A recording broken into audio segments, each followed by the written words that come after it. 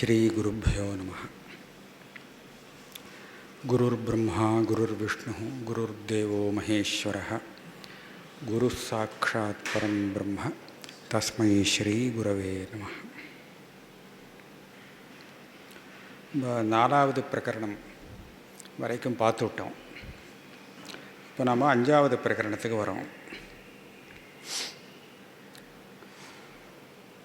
அதாவது ஜனகருடைய ஞானம் திருடமானது, சரியாகத்தான் புரிந்து கொண்டிருக்கார் அப்படிங்கிறத அஷ்டாவக்ரர் அங்கே தீர்மானம் பண்ணிட்டு விட்டார், பரீட்சை பண்ணி பார்த்து. இப்போ என்ன பண்ண போகிறான்னு சொன்னால், இன்னும் கொஞ்சம் அதை திருடப்படுத்துறதுக்காக இதுவும் ஒரு சின்ன பரீட்சை தான், இந்த மாதிரி பண்ண அப்படின்னு ஒரு உபதேசம் பண்ணுறார். அதாவது நீ லயத்தை அடைய வேண்டும் அப்படின்னு ஒன்றையும் சொல்ல போகிறார். லயம் பிரஜ அப்படின்னு. அதுக்கு அவர் என்ன பதில் சொல்ல போகிறாருன்னு கேட்டால், எனக்கு லயமே கிடையாது, தேவை கிடையாது. இது பதில். அஷ்டாவக்ரர் இந்த மாதிரியான ஒரு பதிலை தான் எதிர்பார்க்கிறார். அவர் அதை கரெக்டாக புரிஞ்சுட்டுருக்காரா இல்லையா அப்படிங்கிறதுக்காக ஒரு சின்ன பரீட்சை. என்ன சொல்கிறார் அப்படின்னு பார்ப்போம். நதே சங்கோஸ்தி கேனாபி கிம் சுத்தா தியக்துமிச்சசி சங்காத விலயம் குருவன் ஏவமேவ லயம் பிரஜா. இது முதல் ஸ்லோகம். இதுக்கு முன்னாடி அவர் என்ன சொன்னார்னா, எனக்கு எந்த பயமும் இல்லை, நான் பாட்டுக்கு ஸ்வரூபத்தில் இருந்துட்டுருக்கேன், நான் எல்லாத்தையும் தியாகம் பண்ணிவிட்டேன் அப்படின்னு சொன்னார். அதுக்கப்புறம் சொல்கிறார், உனக்கு சங்கமே கிடையாதுனோ, எந்த ஒரு விஷயத்திலையும் உனக்கு சம்பந்தமே இல்லை, எதோடும் சம்பந்தமே இல்லைங்கிற உனக்கு தியாகங்கிறது வேணுமா? தியாகம் வேண்டியது இல்லையே. எதை தியாகம் பண்ணுறது? நம்மளோட சம்பந்தப்பட்ட ஒரு விஷயத்தை நாம் நம்மக்கிட்டேருந்து விலக்கிறது தான் தியாகம். சம்பந்தமே படலை அப்படின்னு சொல்லிட்டா அதை எப்படி தியாகம் பண்ண முடியும்? அதான் கேட்குறேன். நதே சங்கோஸ்தி கேனாபி, எந்த விஷயத்தோடும் உனக்கு சங்கமே இல்லை. கிம் சுத்தா தியக்தும் இச்சசி, நீயோ பரமசுத்தன், எதோடும் ஒட்டுதல் இல்லாததுனாலே. அப்படி இருக்கிறச்ச நீ எதை தியாகம் பண்ணணும்னு நினைக்கிற? நீ என்னத்தை தியாகம் பண்ண போகிற? அதனால் நீ அதெல்லாம் ஒன்றும் பண்ண வேண்டாம். சங்காத விலயம் குருவன் ஏவமேவ லயம் பிரஜா. நீ சங்காத்தத்தை விலயம் பண்ண அப்படின்னா என்னது? இந்த தேகத்துக்குள்ளே இருக்கக்கூடிய இந்திரியம், ஸ்தூல சூக்ஷ்ம சரீரங்கள், இதனுடைய ஒரு சமூகம் இருக்குது. அந்த சமூகத்தோடு சேர்ந்து தான் நம்ம இந்த விவகாரத்தில் இருந்துட்டுருக்கோம் இல்லையா? இந்த சங்காத்தத்தை நீ இதை விலயம் பண்ண. இதை உடைக்கிறதுனா என்ன அப்படின்னு கேட்டால், இதில் உனக்கு இருந்த ஆத்மபாவத்தை இல்லைன்னு சொல்கிற, இதில் உள்ள ஆத்மபாவத்தை இல்லாமல் பண்ணிக்கோ. இந்த சங்காத்தத்தை நான் அப்படின்னு நீ ஏற்கனவே ஞானம் வரத்துக்கு முன்னாடி நினைச்சிட்டு இருந்தியோ இல்லையோ, அந்த ஆத்மபாவம் இருக்கே, அதனால தானே நான் தேகத்தை உடையவன் அப்படின்னு உனக்கு ஒரு எண்ணம் இருந்தது. அந்த எண்ணத்தை இல்லாமல் பண்ணிக்கோ.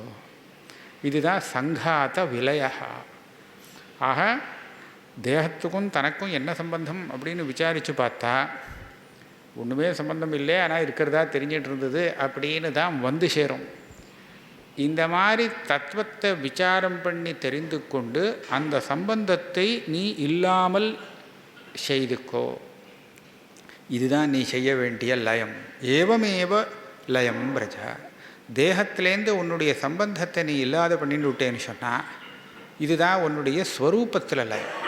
உன் ஸ்வரூபம் உன் ஸ்வரூபத்திலேயே இருக்குது, வேறு எதோடும் சம்பந்தப்படாமல் அது எப்படி இருக்கணுமோ அப்படி இருக்குது அப்படின்னு சொல்ல முடியும்.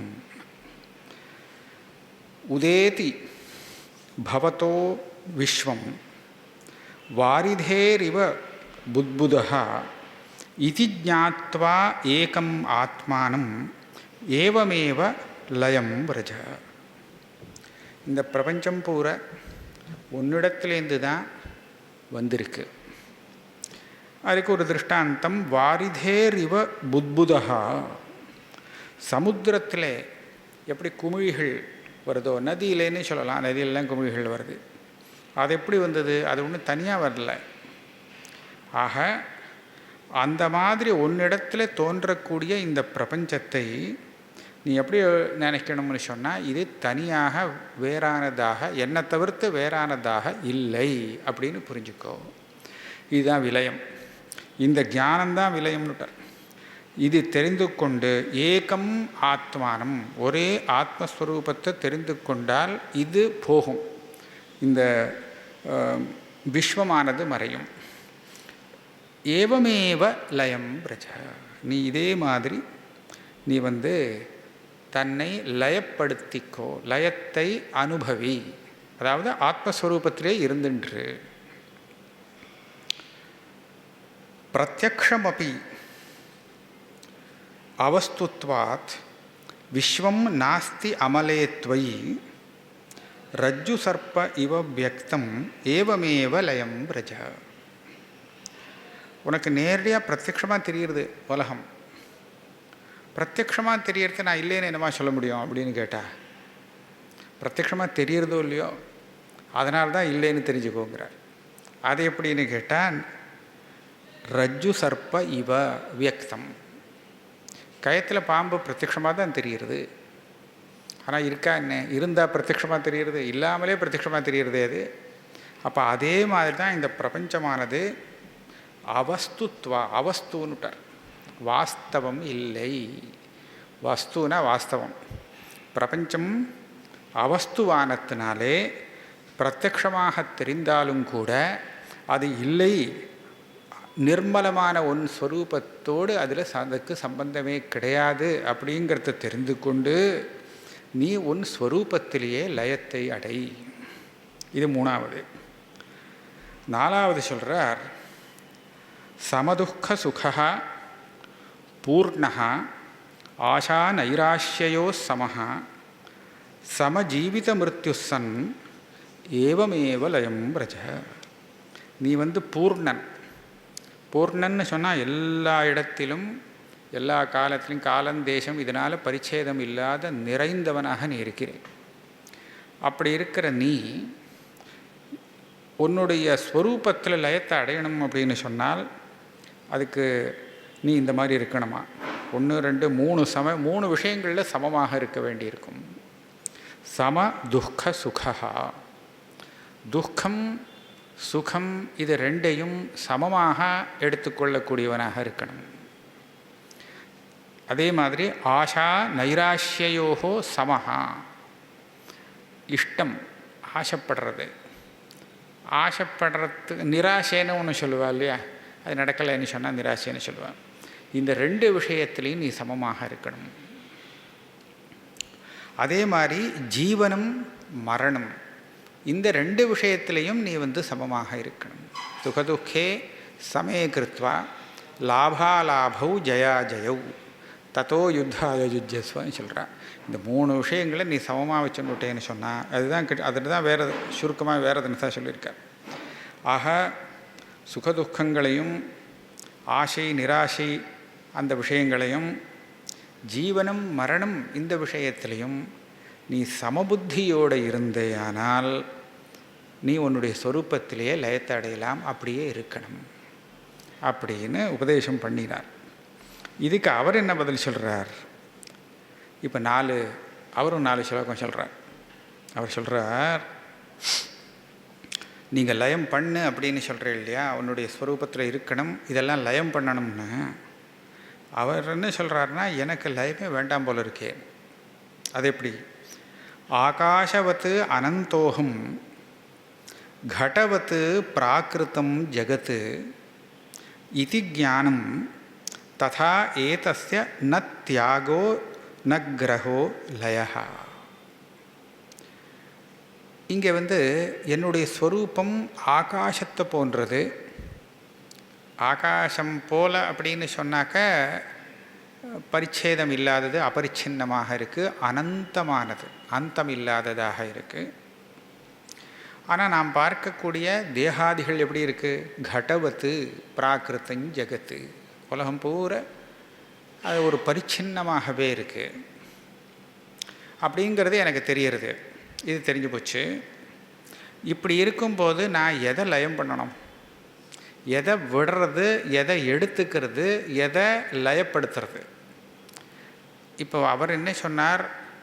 அஷ்டாவக்ரம் சொல்லும்போது நீ லயத்தை அடைய வேண்டும், லயம் ஏவமேவ லயம் வரஜா அப்படின்னார். லயத்தை அடையணும்னா என்னது?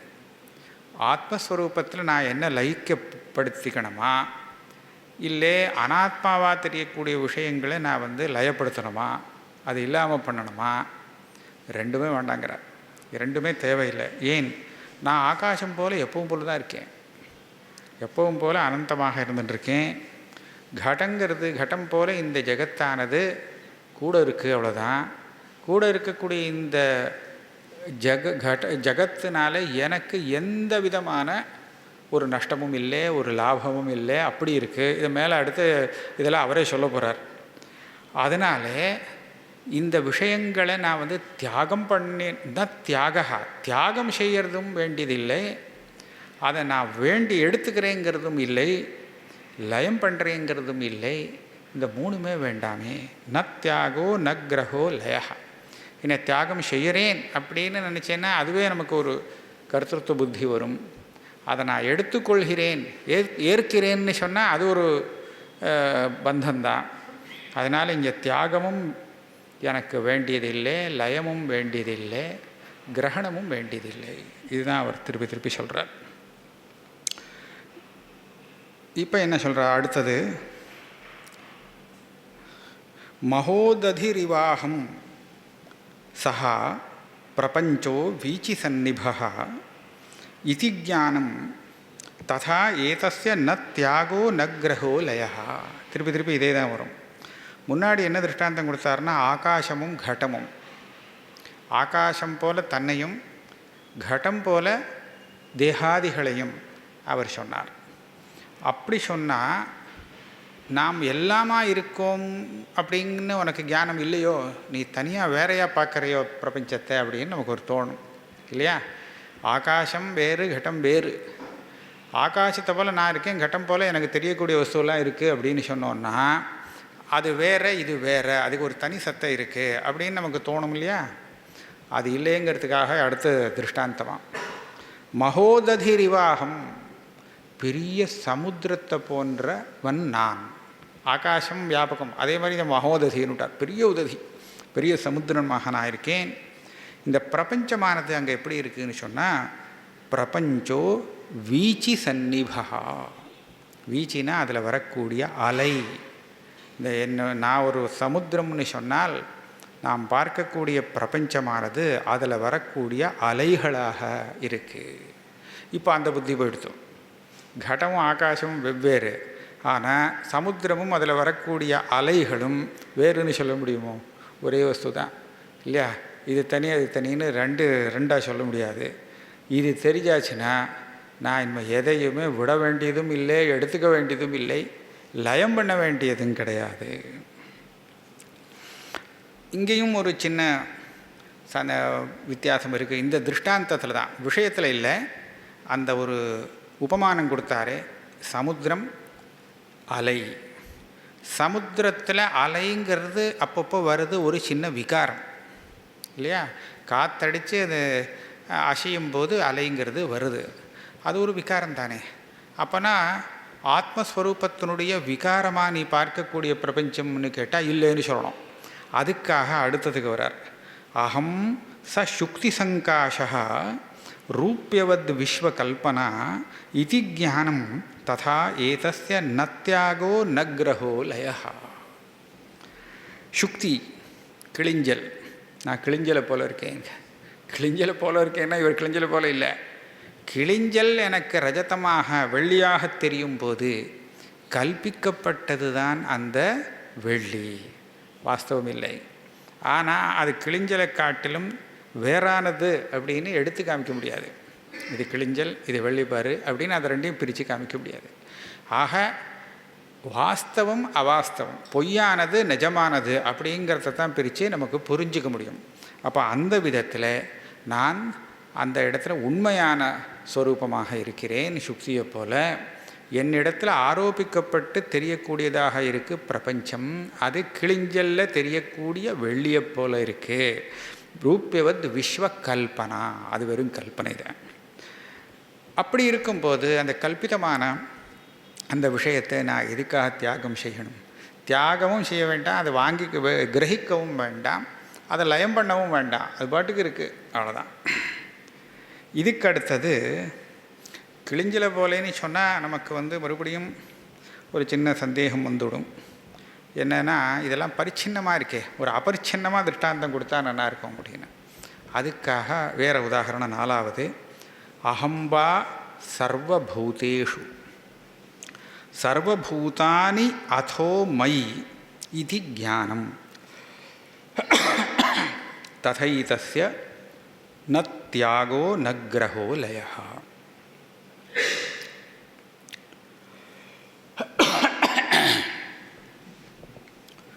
எல்லா பிராணிகளிடத்துலையும் ஆத்மா இருக்கோ இல்லையோ, சேத்தனங்கள், அத்தனை சேத்தனமாகவும் இருக்கக்கூடிய வஸ்து நான் தான் விட்டார். அகம்பா சர்வபூதேஷு, எத்தனை பூதங்கள்னால் பிராணிகள், அத்தனை பிராணிகளிடத்திலும் சேத்தனமாக இருக்கக்கூடியது இருக்கக்கூடிய ஸ்வரூபம் ஆத்மா, அதேனா அந்த ஆத்மா தான் நான். சர்வபூதேஷு அப்படின்னு சொன்னாக்க நமக்கு சட்டுன்னு தோணும், அந்த சர்வபூதங்களும் அந்த சைத்தன்யத்துக்கு ஒரு ஆதாரமாகவும், அதில் இந்த சைத்தன்யம் இருக்கா, உள்ளுக்குள்ளே இருக்கா மாதிரியும் அப்படி தோணும் இல்லையா? ஆனால் அது ஒரு பிராந்தி தானே, அப்படி இல்லையே. சைத்தன்யம் தானே எல்லாத்தையும் விட பெரிய சமுத்திரமாக இருந்துட்டுருக்கு இல்லையா? அப்போ அந்த சமுத்திரமான சைத்தன்யத்தில் தான் அதுகள்லாம் இருக்குது, அந்த சரீரங்கள்லாம் இருக்குது. அதனால் சர்வபூதானி அதோ மயி, சர்வ பிராணிகளும் என்னிடத்தில் இருக்கின்றன. இது ஞானம், இதுதான் என்னுடைய ஞானம். இந்த ஞானம் வந்தாச்சுன்னு சொன்னால் நான் எதையுமே தியாகம் செய்ய வேண்டிய அவசியம் இல்லை, கிரகிக்க வேண்டிய அவசியம் இல்லை, லயமும் பண்ண வேண்டிய அவசியம் இல்லை அப்படின்னு தன்னுடைய அனுபவத்தை சொன்னார். இதோடு சொல்லிட்டு நிறுத்தாமல் ஜனகரே அடுத்த பிரகரணத்துலேயும் ஒரு 5 ஸ்லோகம் நினைக்கிறேன் சொல்கிறார். அது எதுக்காக சொல்கிறார் அப்படின்னு கேட்டால், இந்த லயம் பண்ணணும்னு சொன்னால் ஏதோ பண்ணணுங்கிறது தெரியுறது, அது பண்ண வேண்டிய அவசியம் இல்லை அப்படின்னு விட்டார். எனக்கு என்னுடைய இந்த ஞானமே போதுமானது, இனிமேல் நான் ஒன்றும் பண்ணுறதுக்கு இல்லை அப்படின்னு. ஆனால் அந்த திருஷ்யம் தெரியும் போது, திருஷ்யம் தெரியறதோ இல்லையோ, இவன் ஒன்றும் லயம் பண்ணலை, அதை விலக்கி ஒதுக்கலை அப்படின்னு சொன்னால் அது பாட்டுக்கு நமக்கு தெரிஞ்சுட்டே இருக்கோ இல்லையோ. அப்போ தெரிஞ்சுட்டே இருக்கிறதே நமக்கு ஒரு அனர்த்தமாக ஆயிடுமே. அதுக்காக தான் அதை தெரியாமல் கண்ணை மூடிக்கணும், தெரியாமல் இருக்கிறதுக்கு அப்படின்னு ஒரு கேள்வியை கேட்டார்னு வச்சுக்கோ. இது தெரியுறது, அதனால தான் எனக்கு அனர்த்தம் வருது. தெரியாமல் இருக்கிறதுக்கு இப்போ கண்ணை மூடிக்கிட்டா தெரியல, சரியா போச்சு அப்படின்னு அதை பண்ண வேண்டி இருக்குமே, அது தெரியாமல் இருக்கிறதுக்கு ஏதாவது ஒரு பிரயாசம் பண்ண வேண்டாமா அப்படின்னு ஒரு கேள்வி வரும். அதுக்கு சொல்கிறார், இது தெரிஞ்சாலும் எனக்கு எந்த நஷ்டமும் இல்லை, தெரியாட்டாலும் ஒரு நஷ்டமும் இல்லை. அப்படி இருக்கும்போது நான் எதுக்காக இதை தெரியாமல் இருக்கிறதுக்கு பிரயத்தனம் பண்ணணும் இல்லையா? தேவையில்லை. இதுதான் மேலே சொல்கிறது.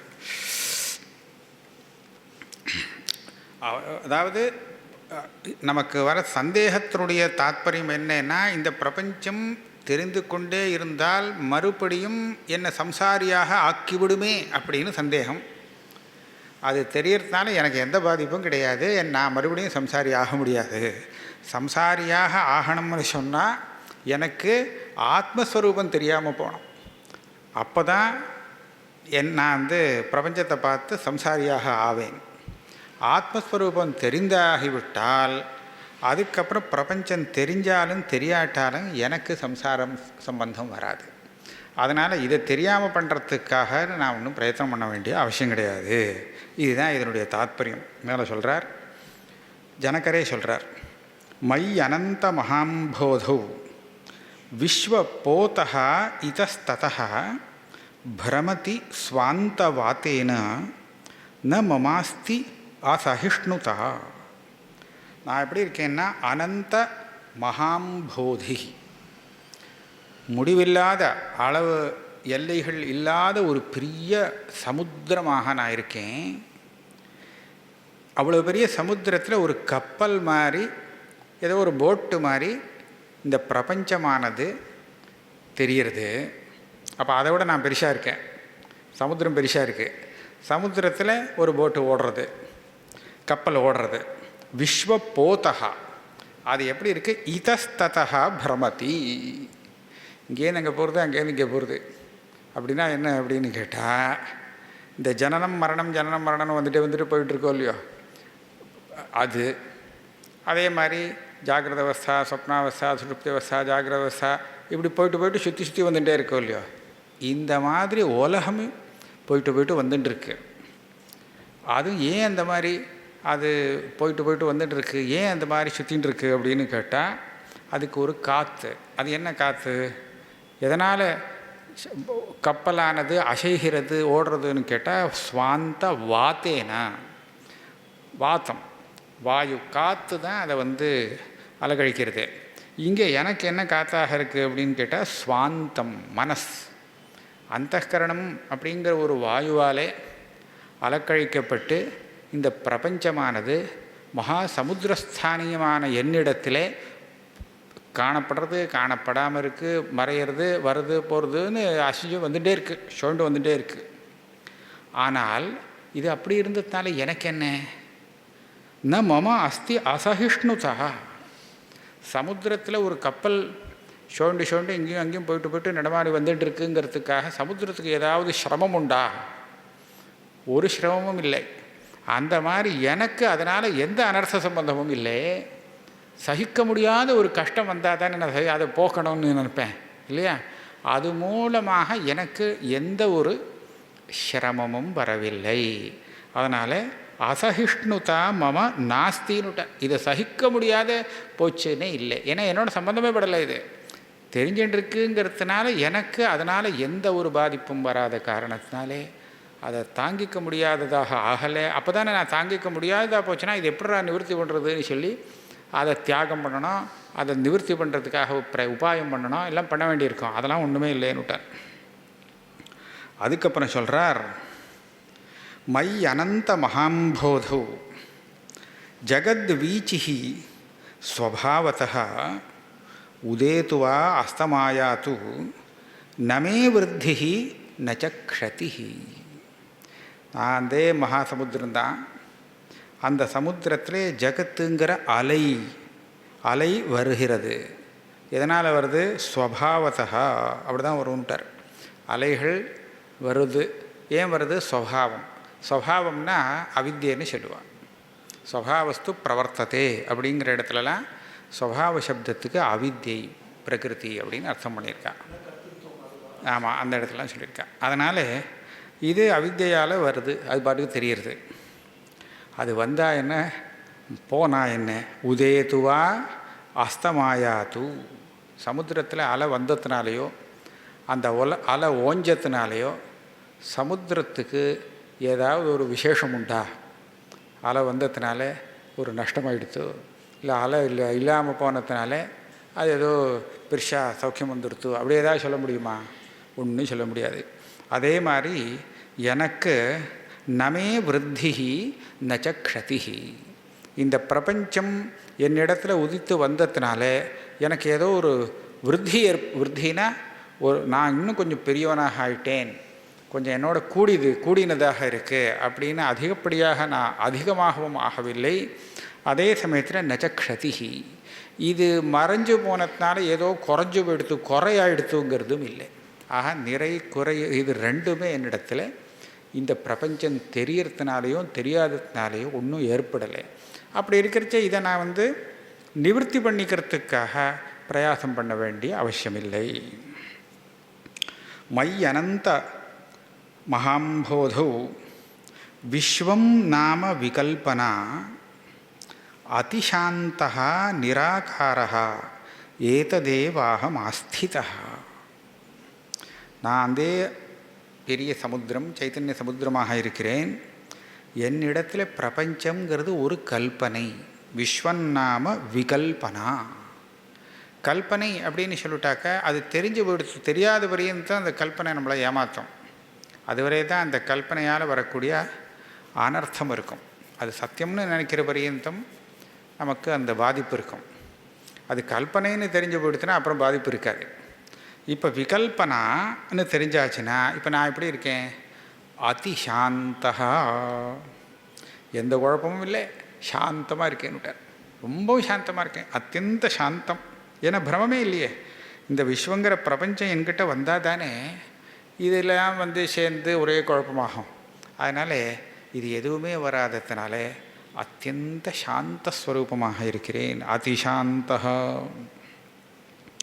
அதுக்கு காரணம் நிராகாரா. பிரபஞ்சத்தில் உள்ள எந்த ஆகாரமும் என்னை தொடலை. அதனால் நிராகாரமாக சாந்தமாக இருக்கிறேன் அப்படிங்கிறது எனக்கு தெரிகிறதே. என்னுடைய ஸ்வரூபம் இருக்கே, ஏததேவ அகம் ஆஸ்திதா. நான் இந்த ஸ்வரூபத்தையே ஆசிரிக்கிறேன். எனக்கு இதை தவிர்த்து வேறு எதுவும் வேண்டாம். பிரபஞ்சம் தெரியறதா தெரியலையாங்கிறது விஷயம் இல்லை, அது வெறும் கல்பனை தானே. அப்படி இருக்கும்போது என்னுடைய உண்மையான ஸ்வரூபம் எதுவோ அந்த ஸ்வரூபத்தையே நான் ஆசிரித்து இருக்கிறேன்.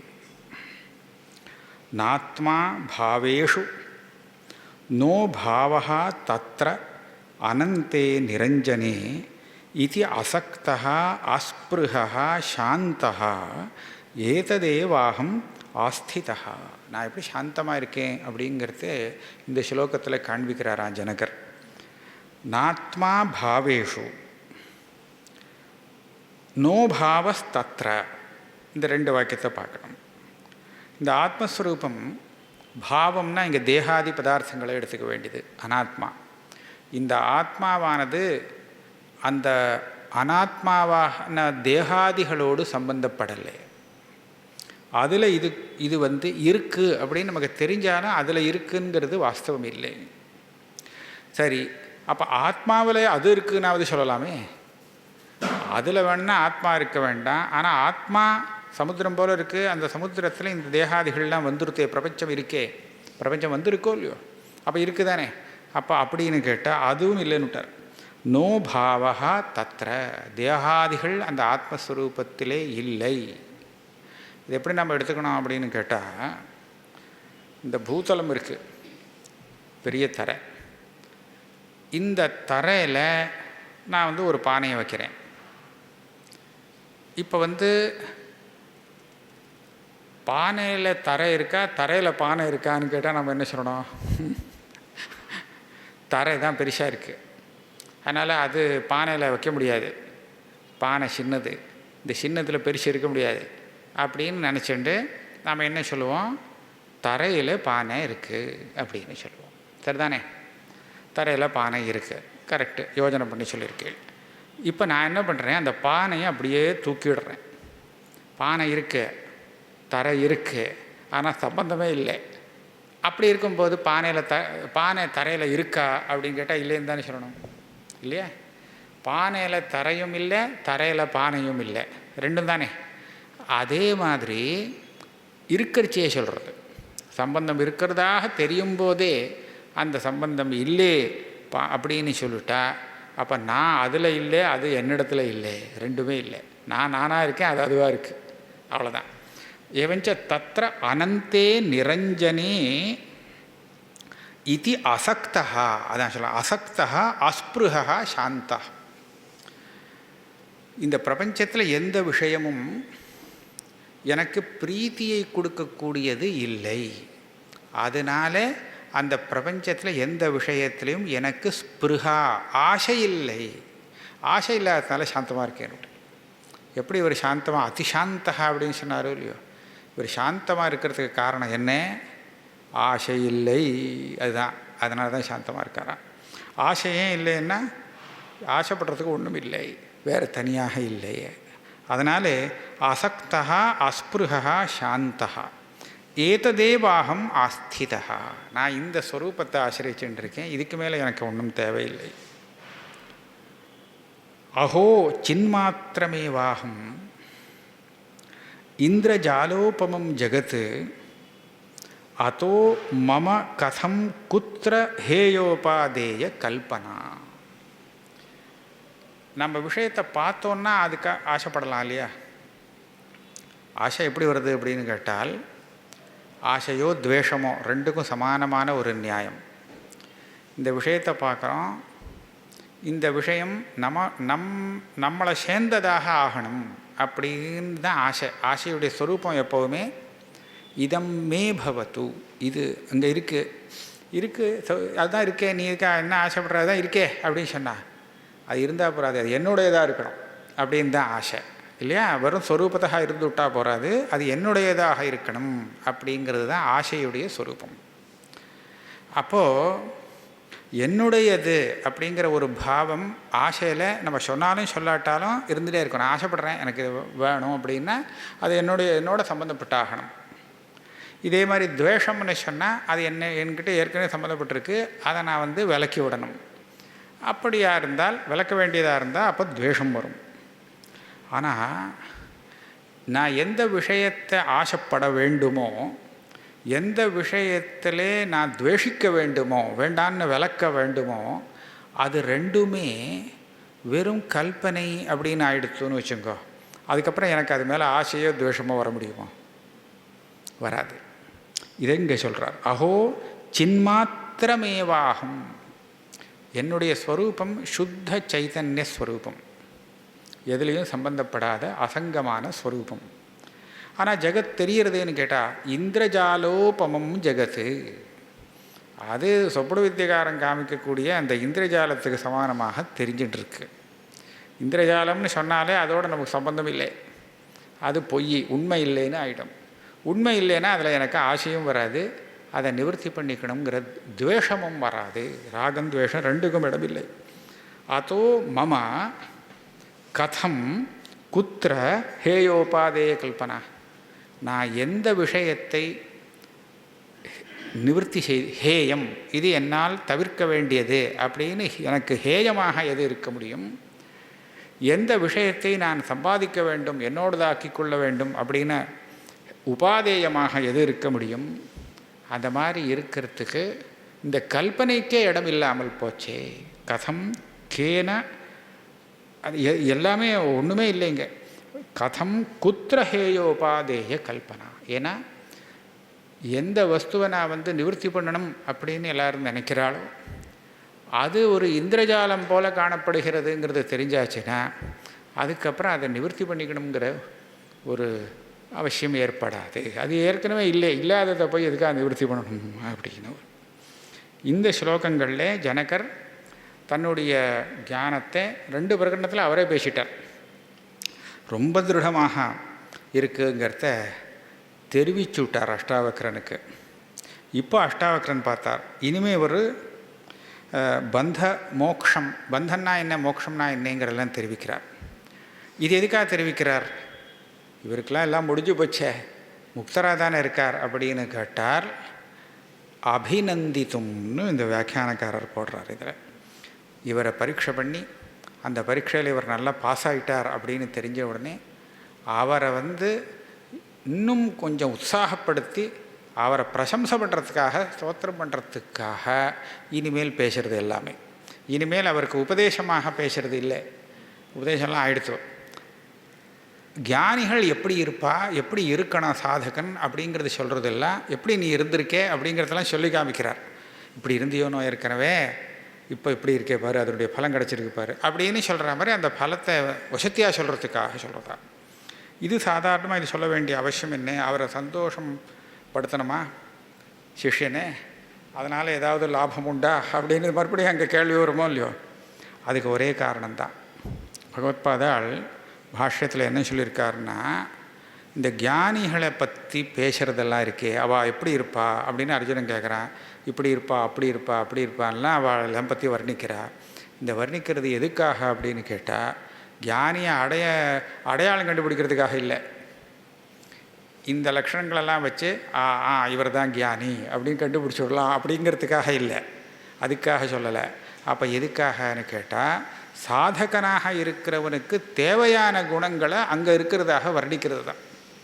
ஒரு சாதகன் இதை தனக்குன்னு சொல்லி எடுத்துக்கணுமா, அதை சம்பாதிக்கிறதுக்கு அவன் பிரயத்தனம் பண்ணணும், அதுக்காக சொல்லப்பட்டதே தவிர இது ஞானியை அடையாளம் கண்டுபிடிக்கிறதுக்காக அப்படின்னு வச்சுக்கக்கூடாது அப்படின்னு சொல்லியிருக்கார். அதே மாதிரி தான் சிஷ்யனுடைய அனுபவத்தை இவர் வசதி அடையப்பா ரொம்ப நம்பனா இருக்குது அப்படின்னு சொல்கிறது எதுக்காகன்னு சொன்னால், அவருக்கு ஒன்றும் இல்லை, அவர் தான் முன்னாடியே சொல்லிட்டார் எனக்கு நவய விருத்தி நச்சக்ஷதி அப்படின்னு. அதனால் அவருக்காக இல்லை, இதை எத்தனையோ பேர் கேட்பாளோ இல்லையோ, சாதகர்களாக இருக்கிற அவர்களுக்கு உபயோகப்படுமேங்கிறதுக்காக இப்போது இந்த ஸ்லோகங்கள்லாம் உபதேசங்கள் வருது. பந்தம்னா என்ன, மோட்சம்னா என்னன்னு சொல்லி கொடுக்குறார். முதல்ல என்ன ஆரம்பம், ததா பந்தோ யதா சித்தம் கிஞ்சித் வாஞ்சதி சோச்சதி கிஞ்சின் முஞ்சதி கிருண்ணாதி கிஞ்சித் ஹிருஷ்யதி குப்பியதி. பந்தம், பந்தங்கிறது எப்போ பந்தம் வரும், பந்தங்கிறது என்ன, அதுக்கு பந்தம் இருக்கா இல்லையா அப்படிங்கிறத நம்ம எப்படி கண்டுபிடிக்கிறது? பந்தம்னா என்னன்னு தெரிஞ்சால் கண்டுபிடிச்சிடலாம், அப்படி தானே? நமக்கு பந்தம் இருக்கா இல்லையா எப்படி கண்டுபிடிக்கிறது? பந்தம்னா தெரியுமா, தெரிஞ்சால் கண்டுபிடிச்சிடலாம் இருக்கா இல்லையான்னு. அப்போ அது சொல்லணும், தெரியும். அது எப்படி தெரியும் பந்தம் இருக்குங்கிறது? இதை சொல்கிறார். யதா சித்தம் கிஞ்சித் வாஞ்சதி, நம்மளுடைய மனசானது எதையோ ஒன்று ஆசைப்படுகிறது. ஆசைப்படுறதுனா தங்கிட்ட இல்லைன்னு நினச்சி தானே ஆசைப்படுறது. அதனால் ஏதோ ஒன்று விரும்புறது, வேணும்னு கேட்கறது. அதே மாதிரி சோச்சதி, ஆசைப்பட்டேன் கிடைக்காம போச்சே அப்படின்னு சொல்லி வருத்தப்படுறது. வருத்தப்படுறதா, சரி அப்படின்னா பந்தம் இருக்குதுன்னு அர்த்தம். அதே மாதிரி கிஞ்சின் முஞ்சதி கிருண்ணாதி கிஞ்சித்து, சிலதை வேண்டாம் அப்படின்னு விட்டுடுறது, சிலதை வேணும்னு வாங்கிக்கிறது. கிஞ்சித் கிருண்ணாதி கிஞ்சித்து முஞ்சதி விடுறது.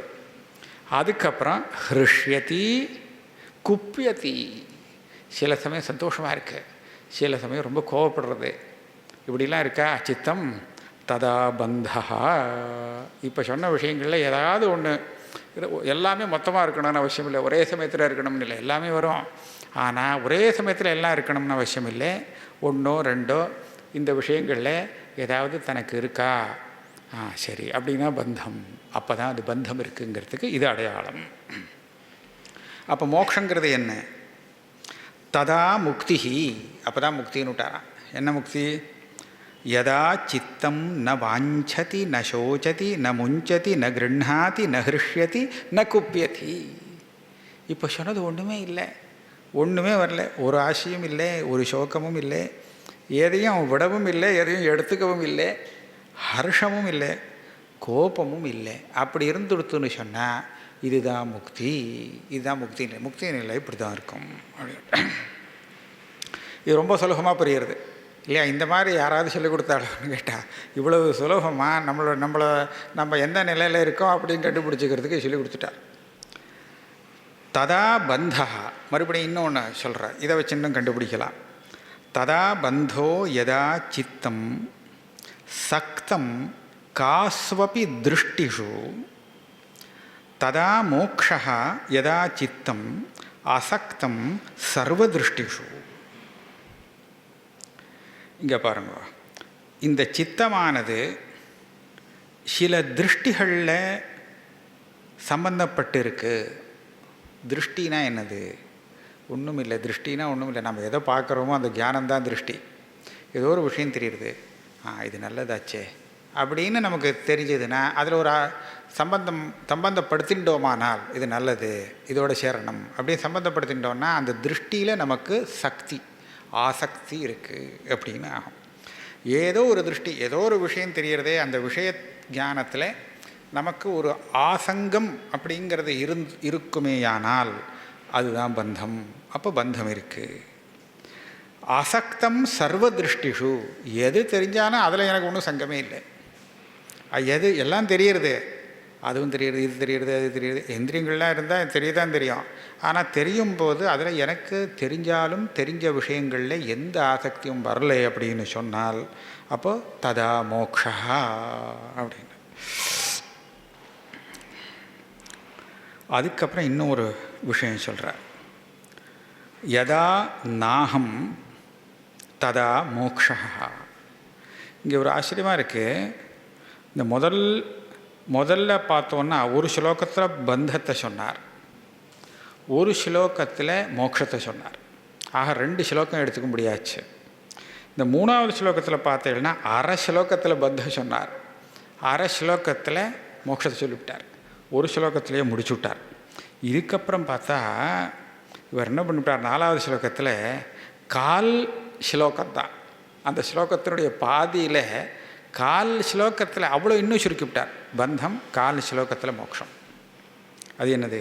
யதா நாகம் ததா மோக்ஷா, யதா அகம் பந்தனம் ததா. அகம்னா நான். எப்போ நான் அப்படிங்கிற எண்ணம் இல்லையோ அப்போ மோட்சம். எப்போ நான் அப்படின்னு தெரிகிறதோ, அந்த எண்ணம் இருக்கோ, அதுதான் பந்தம். நான் அப்படிங்கிற அந்த எண்ணம் இருந்தால் தான் மற்றதையெல்லாம் வந்து சேரும் நம்மளோட. அகமிதி தாவத் பிரதமோத்தியாசா அப்படின்னு ஆச்சாரியால் எழுதுகிறார். அந்த ஆத்தியாசத்தில் நான் அப்படிங்கிறது தான் முதல்ல வந்து தான். இது வந்ததுக்கப்புறம் பாக்கி எல்லாம் பின்னாடி வந்து சேர்ந்து கொடுத்து அம்மாமாங்கிறதெல்லாம். ஆக இந்த அகங்கிறது எப்போ வந்ததோ அப்போ பந்தம் வந்து கொடுத்து. அகங்கிறது இல்லையா, மோக்ஷம். அதுதான் மோக்ஷம். யதா நாகம் ததா மோக்ஷா, யதா அகம் பந்தனம் ததா. இது தெரிஞ்சாச்சுன்னா இப்போ என்ன பண்ணணுன்னா ஒன்றுமே பண்ண வேண்டாங்கிறார். ஹேலையா கிஞ்சின் மா கிருஹாண விமுஞ்சமா. மா கிருஹாண மா விமுஞ்ச. நீ எதையும் எடுத்துக்கவும் வேண்டாம், நீ எதையும் விடவும் வேண்டாம். இப்போ சாமருன்ட்டார். ஆக ஹேலையான இது ரொம்ப அனாயாசம். உனக்கு அகங்கிற ஒன்று இல்லை அப்படின்னு சொல்லிட்டா அப்போது நீ எதையும் விடவும் தேவையில்லை, எதையும் வாங்கிக்கவும் எடுத்துக்கவும் தேவையில்லை, அது பாட்டுக்கு இருந்துகிட்டு இருக்கும் அப்படின்ட்டு. இது வந்து இவர் அஷ்டாவக்ரர் பண்ணின உபதேசம். இப்போ இந்த இடத்துல அஷ்டாவக்ரரே அடுத்ததுலேயும் சொல்லிட்டு வரார். என்ன சொல்கிறாருன்னு சொன்னால், ஒரு சின்ன சந்தேகம் வரலாம். எதையும் நீ விட வேண்டியதும் இல்லை, எடுத்துக்கொள்ள வேண்டியதும் இல்லை அப்படின்னு சொல்லிட்டார் இல்லையா. விடவும் வேண்டாம், எடுத்துக்கவும் வேண்டாம். மா கிருஹாண விமுஞ்ச மா. எதையும் நீ விட வேண்டியதில்லை, ஒன்றுமே பண்ண வேண்டாம், பேசாமல் இருந்துட்டார். அப்போ சொன்னார், இந்த மாதிரி எப்போ எனக்கு நிலை வரும் அப்படின்னு நமக்கு ஒரு சந்தேகம் வரும். இந்த மாதிரி அகங்கிறது இல்லாட்டா நீ முக்தன், அகங்கிறது இருந்தால் அப்போ பந்தம் அப்படிங்கிற விஷயம் தெரிஞ்சு கொடுத்துனா அப்புறம் நீ எதையும் விடவும் தேவையில்லை, எடுத்துக்கவும் தேவையில்லை அப்படின்னு சொல்கிறாரு. எப்படி தெரிஞ்சுட்டா? அது புரியலையே சரியா. அகங்கிறது எப்போ இல்லைன்னு சொல்ல முடியும் அப்படிங்கிறது ஒரு பிரச்சனை வரும், கேள்வி வரும். அதுக்கு இப்போ சொல்கிறார், கிருதா கிருத்தேச்ச துவந்த்வானி கதா சாந்தானி கஸ்யவா ஏவம் ஜாத்வா இஹ நிர்வேதாத் பவ தியாகபருஹ அப்ரத்தின்னு போட்டிருக்கார். விரத்தின்னு கூட சொல்லலாம்னு எனக்கு தோன்றுறது. கிருதா கிருத்தே, கிருத்தம்னா கர்த்தவியம்னு அர்த்தம் எடுத்துகிட்டு இருக்கார் வியாக்கியானத்தில், செய்ய வேண்டியது. அகிருத்தம்னா செய்ய வேண்டாதது, செஞ்சது செய்யாதது அப்படி அர்த்தம் பொதுவாக வரும். செஞ்சது கிருத்தம், செய்யாதது அகிருத்தம். இது சாதாரணமாக அந்த சப்தத்தினே அர்த்தம் வரும். ஆனால் இங்கே வந்து விசேஷமாக வியாக்கியாதா செய்ய வேண்டியது செய்ய வேண்டாதது அப்படின்னு எடுத்துக்கிறார். கர்த்தவியம் அகர்த்தவியம், இதெல்லாம் செய்யணும், இதெல்லாம் செய்யக்கூடாது அப்படின்னு ஒரு விபாகம் இருக்குது இல்லையா. ஆமாம், இதெல்லாம் செய்ய வேண்டியது செய்ய வேண்டாதது எல்லாத்தையும் பார்த்து நம்ம தெரிஞ்சுட்டு என்ன பண்ணணும், செய்ய வேண்டியது எல்லாம் செஞ்சு முடிக்கணும். செய்ய வேண்டாததெல்லாம் ஒன்றுலேயும் நமக்கு பிரவൃத்தி வராதபடிக்கு ஜாக்கிரதையாக இருக்கணும். அதுக்கு செய்யாமல் இருக்கணும், அப்படி தானே. இதுக்கு நாம் ஒரு பிரயாசம் பண்ணோம். ஆனால் செய்ய வேண்டியதெல்லாம் பூரா செஞ்சு முடிக்க எப்போ செஞ்சு முடிக்க முடியும் இல்லையா. எங்கேயாவது இதெல்லாம் இனிமேல் செய்ய வேண்டியதெல்லாம் முடிஞ்சு போச்சு, இனிமேல் ஒன்றும் பாக்கி இல்லை அப்படின்னு ஒரு காலம் வருமா கேட்குறார். வரவே வராது. அதே மாதிரி இந்த துவந்தம்னு சொல்கிறோமே, சுகம் துக்கம் மாறி மாறி வந்துட்டே இருக்குது. இந்த சுகதுக்காதிகள்லாம் இருக்கே, இதெல்லாம் எப்போ சாந்தமாக ஆகுமோ அப்போ தான் நான் தியானத்துக்கு சரியான அதிகாரி ஆவேன் அப்படின்னு சொன்னால், இது எப்போ சாந்தமாகும்? இது ஆகவே ஆகாதுன்னு விட்டார். யாருக்காவது அந்த மாதிரி சாந்தமாக இருக்கா? கிருதா கிருத்தேச்ச துவந்த்வானி கதா சாந்தானி. இது எங்கள் காலத்தில் இதெல்லாம் தானாக ஒழியும்னு கேட்டால் ஒழிவே ஒழியாது, வந்துகிட்டே தான் இருக்கும், புதுசு புதுசாக வந்துகிட்டே இருக்கும். கஸ்யவா, யாருக்கு இந்த கிருதாகிருத்தம் துவந்தங்கள்லாம் தானாக சாந்தமாக இருக்கு? யாரையாவது காண்பிக்க முடியுமா? ஆகவே ஆகாது. அப்படிங்கிறத புரிஞ்சுண்டு, அதனால் நீ என்ன புரிஞ்சுக்கணுமா, நிர்வேதாத் பவ தியாகபரஹா அவ்ரதி. இதை சாந்தப்படுத்துறதுக்கு நம்மளால் முடியலை, அது முடியாது. அதனால் அந்த விஷயத்தில் ஆதரவு இல்லாமல் இரு. இதுதான் நிர்வேதம்ங்கிறார். நிர்வேதம்ங்கிற சப்தத்துக்கு இவர் என்ன பண்ணுறாருன்னா, அடுத்த இதில் இந்த நிர்வேத இது 9வது பிரகரணம் இல்லையா, 10வது பிரகரணத்தில் சூச்சனையாக வருது. நிர்வேதங்கிறது ரொம்ப அழகாக ஒரு அர்த்தம் கொடுத்துருக்கார். இந்த விஷயம் கிடைக்காட்டாலும் விஷயம் இல்லாமலும் சந்தோஷமாக இருப்பது நிர்வேதம் அப்படின்னு. சாதாரணமாக நம்ம ஆசைப்பட்ட விஷயம் கிடைச்சா சந்தோஷப்படுவா, கிடைக்கவே இல்லை ஆனால் சந்தோஷமாக இருந்துட்டு இருக்கான் அப்படின்னு சொன்னால், இந்த சந்தோஷத்தை இந்த இடத்துல நிர்வேதம் அப்படின்னு சொல்கிறார். இப்போ இந்த இடத்துல நிர்வேதம்ங்கிறதுக்கு அதை எடுத்துக்கணும். நிர்வேதாத் பவ தியாகபரோ விரதி. அதாவது இதுகளெல்லாம் நான் எல்லாம் பண்ணி முடிச்சுட்டு, ஒன்று பாக்கி இல்லாமல் எல்லாம் பண்ணி முடிச்சுட்டு, எல்லாம் சாஸ்திரம் எப்படி சொல்லியிருக்கோ அதே மாதிரி எல்லாம் நடந்துட்டு அதுக்கப்புறம் சித்தசுத்தி அடைஞ்சு நான் வேதாந்தத்துக்கு வரேன் அப்படின்னு சொன்னால் இது முடியவே முடியாது. இது எப்போ சாந்தமாகுது, எப்போ என்னோட செய்ய வேண்டிய கர்த்தவியங்கள்லாம் முடிவுக்கு வர முடியும்? வரவே வராது, மேற்கொண்டு வந்துகிட்டே இருக்கும் புதுசு புதுசாக. அதே மாதிரி இந்த துவந்தங்கள்லாம் தானாக சாந்தம் ஓஞ்சு போஷ்டம் அதுக்கப்புறம் நம்ம வேலையை ஆரம்பிப்போம் அப்படின்னு சொன்னால் நிச்சயமாக முடியாது. ஆகையால் நீ நிர்வேதத்தை அடை. அதாவது செய்ய வேண்டிய காரியங்கள்லாம் இன்னும் செய்ய வேண்டியது பாக்கியே இருக்கேன்னு கவலைப்படாத. அதை செய்யாட்டாலும் சரி, திருப்தியாக இரு. நம்மளால் செய்ய முடியுது, செஞ்சாச்சு.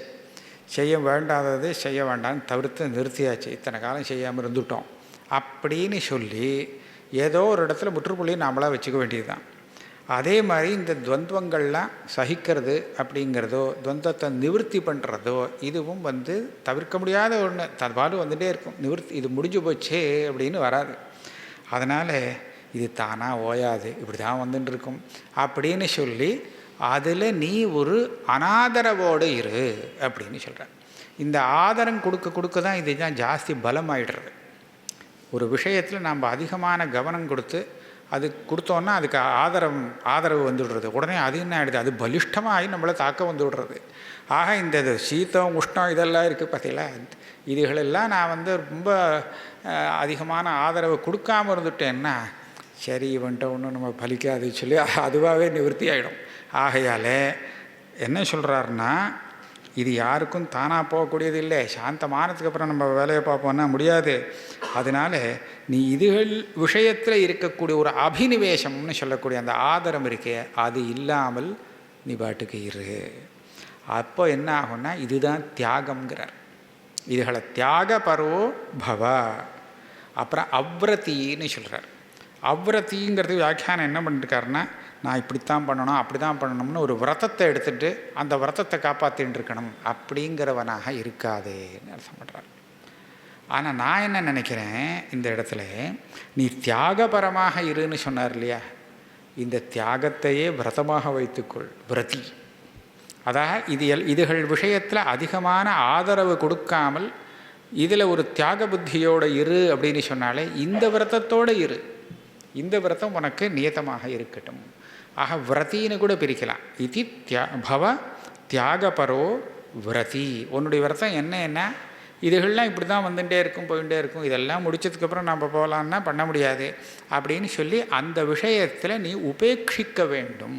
எந்த விஷயம் எதெல்லாம் நமக்கு நிர்பந்தப்படுத்துகிறதோ, துவந்தம் கிருதாகிருதம் இது எல்லாம் நிர்பந்தப்படுத்துறது இல்லையா? அந்த நிர்பந்தப்படுத்தக்கூடிய விஷயங்களில் நீ உதாசீனமாக இருக்க பழகிக்கோ, இதையே விரதமாக வச்சுக்கோ அப்படின்னு சொல்கிறார். ஆக இது ஒரு முமுட்சுவுக்கு ரொம்ப ஆக்கிரகம் இல்லாமல் நம்ம இருக்கணும். இது இப்படி தான் இருப்பேன், அப்படி தான் இருப்பேன், இது இப்படி நடந்தே ஆகணும் அப்படிங்கிற அந்த ஆக்கிரகங்கள்லாம் இல்லாத இருக்கணும் அப்படின்னு ஒரு உபதேசம். கஸ்யாபி தாத்த தன்யஸ்ய லோகச்சேஷ்டா அவலோகனாத் ஜீவிதேச்சா புபுக்ஷா ச புபுத்சா உபசமங்கதா. இந்த இப்போ நம்ம ஒரு விரதம் சொன்னோம் இல்லையா? விரதம்னு சொன்னால் தியாக பரோபவ அப்படின்னு. இந்த மாதிரி இருக்கிறவாளுக்கு அப்படி இருக்கிறவா சாதகாளுகிட்ட பல பேரில் யாரோ ஒருத்தனுக்கு தான் அந்த சித்தி கிடைக்கும். அந்த சித்தி என்ன அப்படின்னு கேட்டால், கஸ்யாபி தாத்த தன்யஸ்ய, அவன்தான் பெரிய பாக்கியசாலி. லோகச்சேஷ்டா அவலோகனாத், லோகத்தினுடைய அந்த கதியை அவன் பார்க்குறானா, லோகம் எப்படி நடந்துக்கிறது அப்படிங்கிறத பார்த்து இவனுக்கு என்ன வரதான், 3 விஷயங்கள், 3 விதமான ஆசைகள் சாந்தமாகிறதுங்கிறான். என்ன? ஜீவிதேச்சா, புபுக்ஷா, புபுத்சா. இந்த 3ம் சாந்தமாகிறதோ அப்பேற்பட்டவன் பெரிய பாக்கியசாலின்னு சொல்கிறான். ஜீவிதேச்சானா எல்லாருக்குமே நான் உயிரோடு இருக்கணும், செத்து போகக்கூடாது அப்படின்னு ஒரு ஆசை இருந்துகிட்டே இருக்கும் இல்லையா?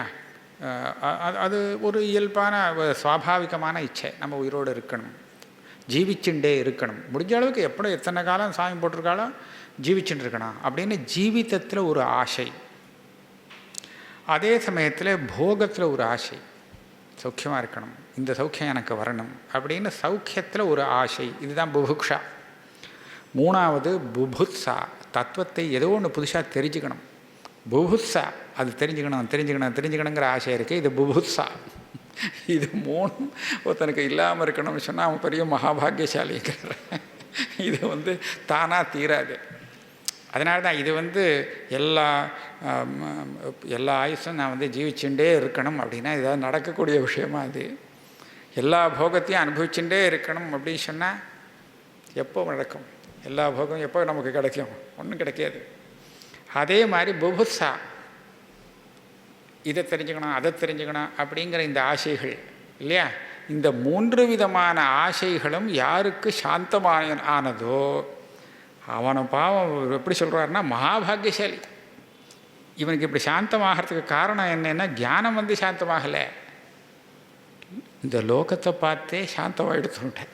இந்த உலகம் எப்படி, இந்த ஆசை உள்ள இந்த உலகத்தை பார்த்தே இவனுக்கு போகிறோம்னு தோணி போயிடுத்தோம். இதுதான் நிர்வேதம், வைராக்கியங்கிறது.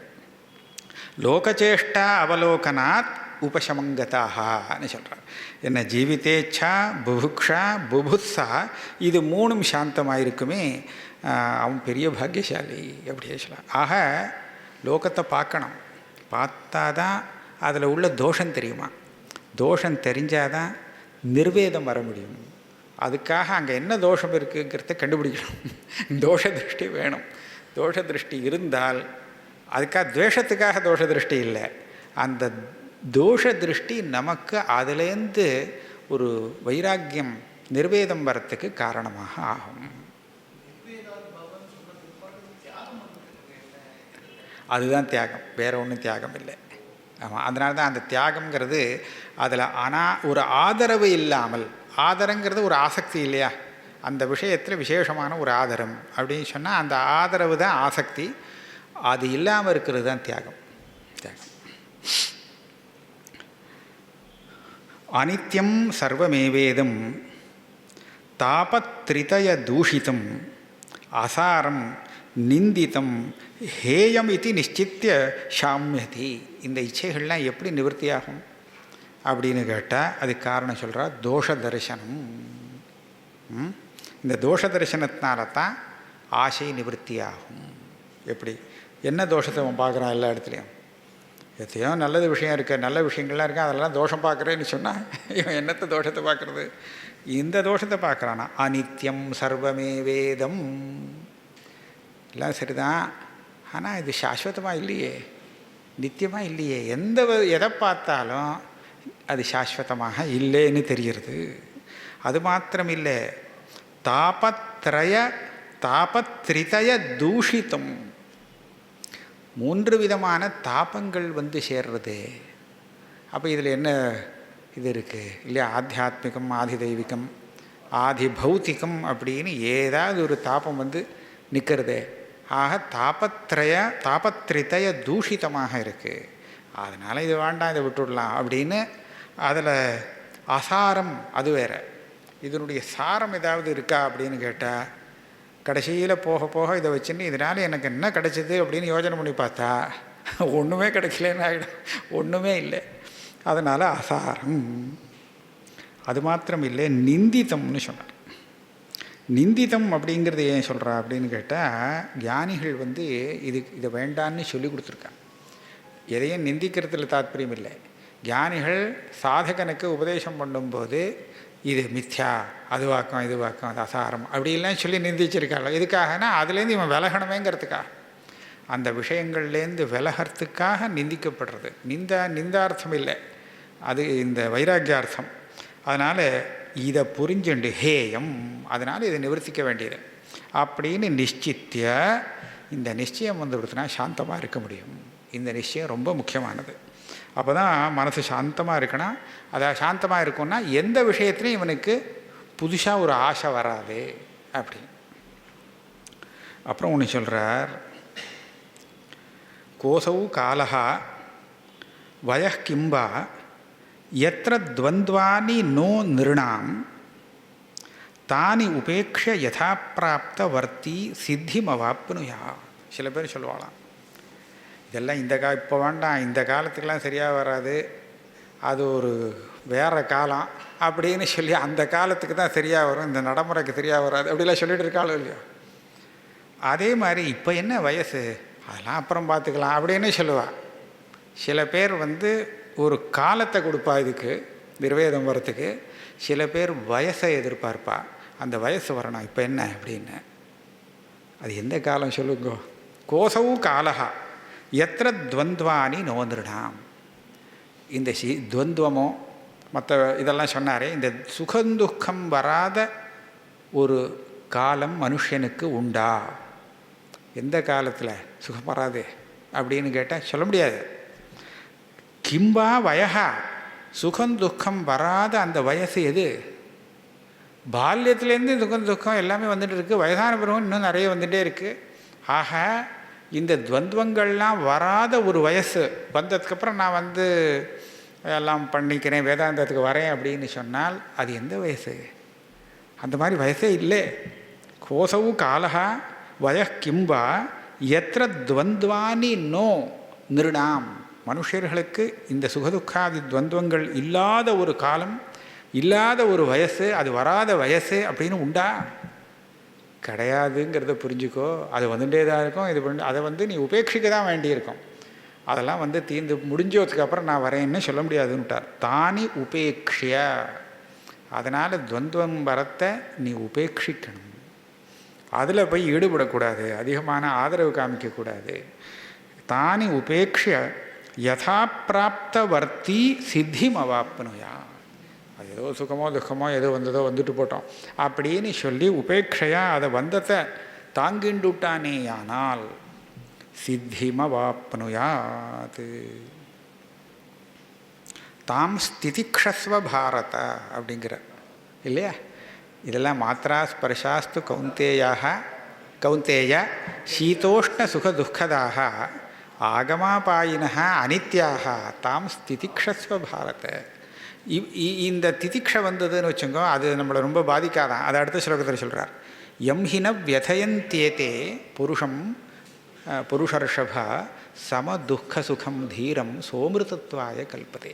ஆக இந்த விஷயத்தில் நமக்கு வந்து ரொம்ப அப்படியாக்கம் இப்படியாக்கம் அந்த சுகத்தை வந்து அதை அவசியம் அனுபவிச்சிடணும், இதை துக்கத்தை நிவர்த்தி பண்ணிக்கிறதுக்காக பிரயாசம் பண்ணணும்னு பண்ணிகிட்டே இருந்தோன்னா மோட்சம் வராது. அது ஏதோ வந்துட்டு போகிறது வந்துட்டு அது இருக்கட்டும்னு சொல்லி ஒரு உபேட்சையாக இருக்கிறவனுக்கு அந்த திதிக்ஷை இருந்தால் தான் அது வர முடியும். சகிஷ்ணுதா அந்த திதிக்ஷை இருக்கிறவனுக்குத்தான் அந்த சுகதுக்கங்கள்லாம் பாதிப்பை ஏற்படுத்தாமல் இருக்க முடியும். இல்லாட்டா பாதிப்பை ஏற்படுத்திடும். ஆக எம்ஹி ந வியதயந்தி ஏதே, அவனை கஷ்டப்படுத்த முடியாத. அப்புறம் திதிக்ஷை இருந்து கொடுத்துன்னு சொன்னால் இந்த சுகதுக்க துவத்வங்கள்லாம் இவனை ஒன்றுமே பண்ண முடியாது, சரிதான்னு விட்டு கொடுத்துரும். ஆக அவன்தான் அமிர்தத்வாய கல்பதே அப்படி. அதே மாதிரி தான் யதா பிராப்தவர்த்தி சித்திம் அவாப்னுயா, அவன் சித்தி அடைவான். அதுக்கப்புறம் இன்னும் ஒரு புதுசாக ஒரு இதை சொல்கிறார். இங்கே எத்தனையோ சாஸ்திரங்கள் இருக்குது, எத்தனையோ மகர்ஷிகள் பல புஸ்தகங்கள் எழுதியிருக்கா. எல்லாம் ஒரே மாதிரியாக இல்லை, ஒவ்வொரு விதமாக இருக்குது, ஒவ்வொன்றும் ஒவ்வொரு விதமாக இருக்குது. அதனால் இதை கற்றுன்னு விட்றேன். புபுத்சான்னு சொன்னார் இல்லையா, அதை கற்றுக்கணும் இதை கற்றுக்கணும், அந்த சாஸ்திரம் படிக்கணும் இந்த சாஸ்திரம் படிக்கணும். அதுக்காக இந்த விஷயம் சொல்கிறார். ஒருத்தர் மாதிரி இன்னொருத்தர் சொல்லலை. அப்போ யார் சொன்னதை சரின்னு நம்ம என்ன தீர்மானம் பண்ணுறதுக்கு? அதனால் பேசாமல் இரு, எதுவும் கற்றுக்க வேண்டாம் அப்படின்னு. நானா மதம் மகர்ஷீணாம் சாதூனாம் யோகினாம் ததா திருஷ்ட்வா நிர்வேதமாபன்னஹ கோ ந சாம்யதி மாணவஹ. மகர்ஷிகள் ஆளுக்கு ஆள் வெவ்வேறு மதம் சொல்லியிருக்கா. சாதுக்களும் யோகிக்கள் கூட எல்லாருக்கும் ஒரே மாதிரியாக உபதேசம் பண்ணுறதில்ல, வித்தியாசமாக உபதேசம் இருக்குது. அதை பார்த்து சரி நம்ம அப்படின்னு சொல்லி நிர்வேதத்தை அடைந்தவன், நமக்கு ஒன்றும் வேண்டியதில்லை அப்படின்னு நினைக்கிறவன் இருக்கானே, அவனுக்கு தான் மனசு சாந்தமாகும்னு சொல்கிறான். இங்கே ஒரு விஷயம் இருக்குது. மகர்ஷிகள் சாதுக்கள் யோகிகள் இவாளெல்லாம் ஏன் வித்தியாசமாக உபதேசம் பண்ணியிருக்கா?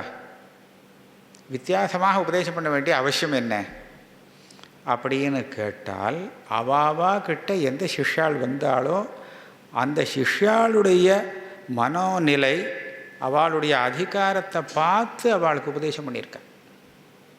நம்ம எல்லாருக்கும் ஒரே மாதிரியாக பாடம் சொல்ல முடியாது. சின்ன குழந்தை வந்தால் அவனுக்கும் ஒரு சாஸ்திரம்லாம் படிச்சுட்டு வந்தவனுக்கும் ஒரே மாதிரியாக எப்படி பாடம் சொல்ல முடியும்? சொல்ல முடியுமா? இல்லையா? எல்லாத்துக்கும் நல்லது வரணும் தான். எந்த மகர்ஷியாவது இவன் கெட்டு போகிறதுக்கு வழியை காமிச்சிருக்காளா?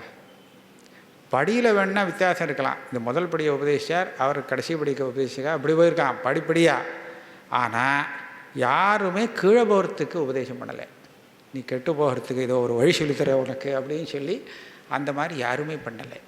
அதனால் அவெல்லாம் உபதேசம் பண்ணினது அவாவா கிட்ட யார் வந்து சேர்ந்தாலோ அந்த சிஷ்யர்களுடைய நிலையை பார்த்து அவளுடைய அதிகாரத்தை அனுசரித்து, இதுதான் அதிகாரம்னு சொல்கிறது, அந்த நிலை யோக்கியத்தையை பார்த்து உபதேசம் பண்ணியிருக்கா. அதனால் வித்தியாசப்படுறது. இதில் நாம் எந்த ஸ்தானத்தில் இருக்கோன்னு தெரியாமல் நாம் இது எல்லாத்தையும் பார்த்தோன்னா குழப்பத்தில் தான் மாட்டிக்கணும். அதனால் அந்த குழப்பம் வராமல் இருக்கிறதுக்கு வைராக்கியம் நமக்கு உபயோகப்படும். திருஷ்டுவா நிர்வேதம் ஆபன்னஹா கோ ந சாம்யதி மாணவா. அதனால் அவனுக்கு நிச்சயமாக ஒரு சமங்கிறது ஏற்படும். கிருத்வா மூர்த்தி பரிஜானம் சைதன்யஸ்ய நகிங்குருஹு நிர்வேத சமதாயுக்தியா யஸ் தாரயதி சம்ஸ்ருதேஹே. இந்த ஸ்லோகம் கொஞ்சம் சிரமமான ஸ்லோகமாக இருக்குது. கிருத்வா மூர்த்தி பரிஜானம், வியாக்கியானம் இல்லாட்டா இதுக்கு சரியாக அர்த்தம் புரியலை. அதாவது சைத்தன்யம் அப்படிங்கிறது இருக்கு, இதுதான் என்னுடைய மூர்த்தினா ஸ்வரூபம். அதை நீ நன்னா திருடமாக வச்சுக்கோ. உன்னுடைய ஸ்வரூபம் என்னதுன்னு சொன்னால் இந்த சைத்தன்யம் தான் ஸ்வரூபம், வேறு எதுவுமே இல்லை. இந்த ஸ்வரூபத்தை நீ தெரிஞ்சுட்டுட்டேயானால், ஆனால் இது தெரிஞ்சுக்கிறதுக்கு குரு வேணும். குரு இல்லாமல் தெரிஞ்சுக்க முடியாது. ஆனால் இந்த ஸ்வரூபம் தெரிந்து கொண்ட பிறகு கிருத்வான்னு சொல்லியிருக்கார் இல்லையா, இந்த ஞானம் உனக்கு வந்து கொடுத்தா அப்போ நகிங்குருஹு, இனிமேல் உனக்கு குருவானவர் யாரும் இல்லை, எதுவுமே உனக்கு குரு கிடையாது, நீ தான் எல்லாம் அப்படின்னு. ஆனால் இப்படி இருக்கிறவன் இதுக்கு முன்னாடி இவன் அபியாசம் பண்ணியிருக்கானே நிர்வேத சமதா யுக்தி. நிர்வேதங்கிறது வைராக்கியம் ஒன்று, சமதா எல்லாத்தையும் சமமாக பார்க்கக்கூடியது அப்படிங்கிற ஒரு இது ரெண்டும் சேர்றதுனாலே இப்படி எவன் இருக்கிறானோ சஹா யஹ தாரயதி சம்ஸ்ருதேஹே, இந்த சம்சாரத்திலேருந்து ஒன்றை இந்த நிலையானது வெளிக்கொண்டு வருகிறது. சம்சாரியாக இருந்த ஒன்றை அசம்சாரியாக ஆக்கக்கூடியதாக இருக்குது. ஆக எந்த நிலை இதுன்னு சொன்னால் இதுதான் ஞான நிஷ்டான்னு கொண்டு வந்திருக்கார். குரு நம்மளை போதிச்சார். ஆனால் குரு சம்சாரத்திலேருந்து நம்மளை விட வைக்கலையாம். அது ஒன்று சொல்கிறார். சம்சாரத்திலேருந்து என்னை வெளியில் வரத்துக்கு உபாயம் சொல்லி கொடுத்தாரே தவிர கையை பிடிச்சி இழுத்து வெளியில் கொண்டு வரல. அப்போ என்ன பண்ணினார் அவர் எனக்கு ஒரு ஞானத்தை கொடுத்தார். அந்த ஞானத்தை நான் திருடமாக பிடித்து கொண்டேன். இது ஞான நிஷ்டா. இந்த ஞான நிஷ்டை என்னை சம்ஸ்ருதியிலேருந்து வெளியில் கொண்டு வந்துடுச்சு. அந்த ஞான நிஷ்டை வரைச்ச அவர் சொல்லிக் கொடுத்த ஞானம் தான் அது. அப்போ நகிங்குருஹு, வேறு எதுவுமே அந்த அந்த இதுவே இல்லை. நான் வெறும் அந்த அத்வைத நிஷ்டையிலேயே இருந்ததுனால, ஒரு பேத திருஷ்டியே இல்லாத காரணத்தினாலே வேறு எதையுமே எதிர்பார்க்காமல் நான் இந்த சம்சாரத்திலேருந்து வெளியில் வந்துவிட்டேன். அப்படிங்கிறத இந்த ஞான நிஷ்டையே என்னை சம்சாரத்திலேருந்து வெளிக்கொண்டு வருகிறது அப்படிங்கிறத அர்த்தமாக இதுக்கு சொல்லியிருக்கார். பஷ்ய பூதவிகாராமஸ்துவம் பூதமாத்திரான் யதார்த்ததः தத்க்ஷணாத் பந்த நிர்முக்தः ஸ்வரூபஸ்தோ பவிஷ்யசி. நம்ம பார்க்கக்கூடிய எந்த வஸ்துவாக இருந்தாலும் அது இந்த பஞ்சபூதங்களுடைய பரிணாமங்கள் தான், அந்த பூத விகாரங்கள் தான். இந்த பஞ்சபூத விகாரங்களை நீ பூதம்னு அந்த பஞ்சபூதந்தாங்கிறத பார்த்தேன்னா அதை பார்க்கணும் முதல்ல. ஆக அது பஞ்சபூதந்தான், பூதமாத்திரான் யதார்த்ததா. உண்மையிலே அது பஞ்சபூதங்களே தான். ஆத்மா ஆகவே ஆகாது. அந்த பஞ்சபூதங்கள் தானே தவிர அதில் ஏதாவது ஒரு பூதம் நமக்கு ஆத்மாவாக இருக்குமோ? இல்லவே இல்லை, சுத்தமாக இல்லை. அப்படிங்கிறத நீ யதார்த்தத்தை எப்போ நீ புரிந்து கொள்வாயோ தத்க்ஷணாத் பந்த நிர்முக்தா, உனக்கு எப்போ இந்த யதார்த்தம் தெரிஞ்சதோ அந்த க்ஷணத்தில் உனக்கு பந்தம் இல்லை. ஸ்வரூபஸ்தோ பவிஷ்யசி, அப்போ அதுலேருந்து நீ உன்னுடைய ஸ்வரூபத்தில் இருக்கிறாய் அப்படின்னா. வாசனா ஏவ சம்சாரः இதி சர்வாः விமுஞ்சதாः தத்யாகோ வாசனாத்யாகாத் ஸ்திதிரத்ய யதா ததா. எனக்கிற பார்த்து சொல்கிறார். இந்த சம்சாரங்கிறது வாசனை தான். வாசனை தான் சம்சாரமாக. வாசனைங்கிறது ஒரு விஷயத்தை நம்ம அனுபவிச்சதுனாலே அந்த அனுபவம் நமக்குள்ள ஒரு சின்ன சம்ஸ்காரத்தை விட்டுட்டு போயிடுறது. அனுபவம் போய்டுறது, ஆனால் இது இருக்குது. இந்த சம்ஸ்காரம் இருக்கிறதுனால தான் மறுபடியும் அந்த ரெண்டாந்தர அதை அனுபவிக்கும் போது இன்னும் கொஞ்சம் கெட்டிக்காரத்தனமாக, இன்னும் கொஞ்சம் அதிகப்படியாக நன்னா பண்ண முடிகிறது. அப்படி இருக்கும்போது அந்த வாசனைங்கிறது அது சம்சாரத்துக்கு ஹேத்து, அதுதான் சம்சாரம்னு விட்டார். அப்போ நம்ம என்ன பண்ணணும்? சம்சாரம் வேண்டாம் அப்படின்னு நினச்சால் தாக விமுஞ்ச, அந்த வாசனைகளை விட்டுவிடு அப்படிங்கிறார். வாசனையை தியாகம் பண்ணினா என்ன ஆகும்? காரணம் போச்சுன்னா காரியம் போகுமே. அதனால் வாசனையை நீ விட்டுவிட்ட அப்படின்னு சொன்னால் அதனுடைய காரியமான சம்சாரம் உன்னை விட்டு விலகும், சம்சாரம் இருக்காது.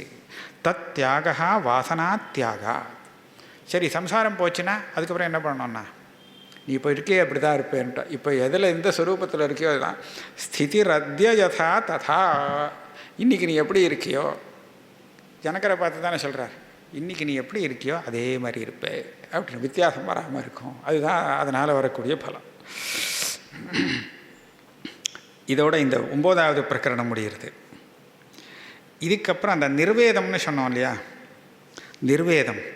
அந்த நிர்வேதம் சமதாயுக்தி அப்படின்னு 2 சொன்னார். அந்த நிர்வேதத்தை சொல்கிறதுக்காக, அதனால் நமக்கு மனசு சாந்தமாகும் அப்படிங்கிறதுக்காக இந்த 10வது பிரகரணம் வருதான். விஷயே வைத்திருஷ்ணியம் சாந்திரீரியத்தே அப்படின்னு இந்த இடத்துல சொல்கிறார். என்ன சொல்கிறார் இதில்? விஹாய வைரிணம் காமம்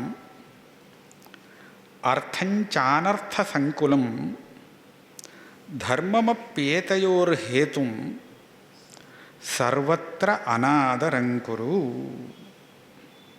ஒரு 8 ஸ்லோகம் இருக்குது. 8 ஸ்லோகத்தில் இவர் என்ன சொல்கிறார்?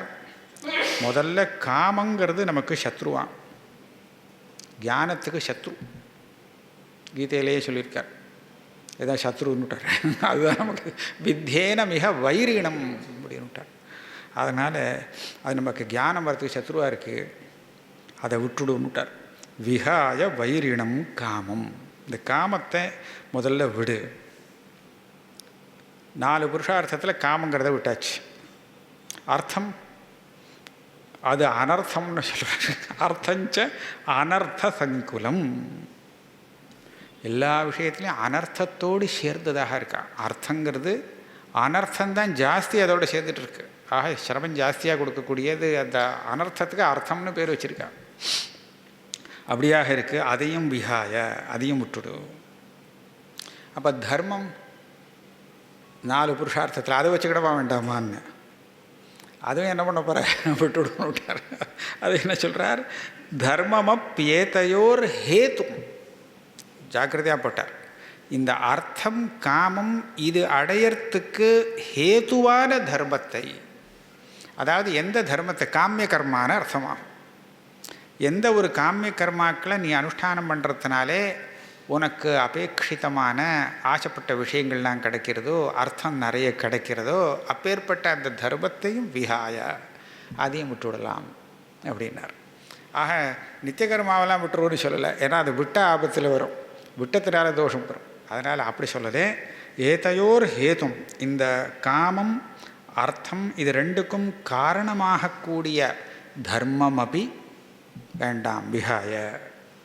சர்வத்திர அநாதரங்குரு. உபேட்சை. இந்த அர்த்தம் எனக்கு வேண்டியதில்லை, தேவையில்லை. தேவையான பார்த்துட்டா நமக்கு தேவையில்லைன்னு கிடச்சிரும் சில சமயம்.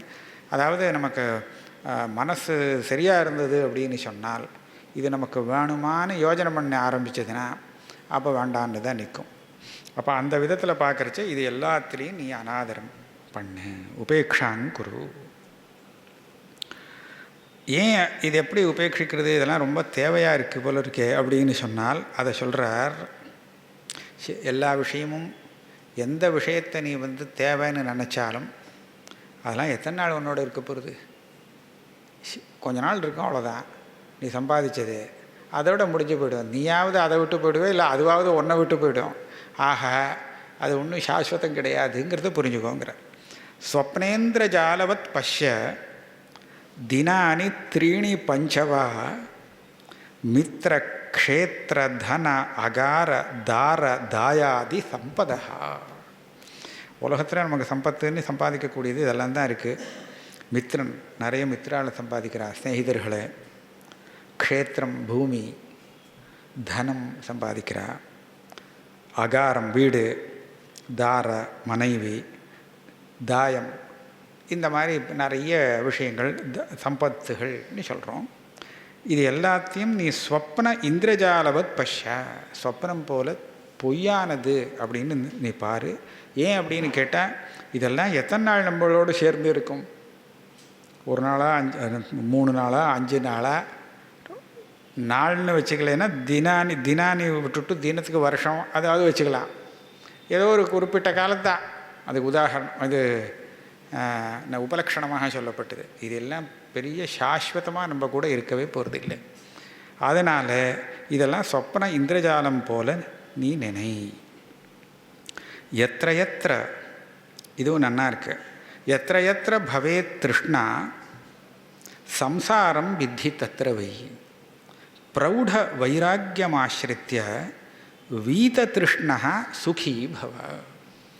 எதெல்லாம் உனக்கு ஆசை கொடுக்கக்கூடியதாக இருக்கோ, எதிலெல்லாம் உனக்கு ஆசை வருகிறதோ, பவேத் திருஷ்ணா, இது வேணுமே வேணுமே வேணுமேன்னு தோன்றதா, அது எல்லாமே சம்சாரம்தான் உனக்கு.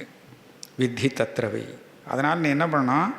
பிரௌಢ வைராக்கியம் ஆசிரித்ய, இந்த வைராக்கியம் அசங்கசஸ்திரேன திருடேன சித்வான்னு சொல்கிறார்.